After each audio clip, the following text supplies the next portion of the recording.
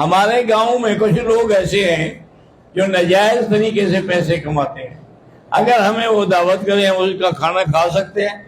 کھانا تو اس لیے کھایا جا سکتا ہے نا کہ جو تمہیں کھلائے گا ضروری تو نہیں کہ وہی حرام والا ہو، حلال کا بھی تو ہے نا اس کے پاس.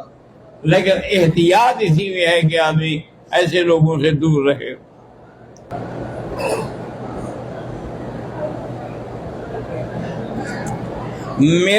میں جہاں نوکری کر رہا ہوں اس گھر کے مرد حضرات شیعہ ہیں اور شادیاں اہل سنت لڑکیوں سے کی ہوئی ہیں. میرا بھائی گزارش یہ ہے کہ شیعہ کی بھی کئی قسمیں ہیں. اگر شیعہ تبرہ کرنے والا ہے تو وہ کافر ہے، اس سے نکاح نہیں ہو سکتا. اگر شیعہ تفضیلی ہے کہ صرف حضرت علی کو افضل سمجھتے ہیں تو ان سے نکاح ہو سکتا ہے. میں شادی شدہ ہوں. میں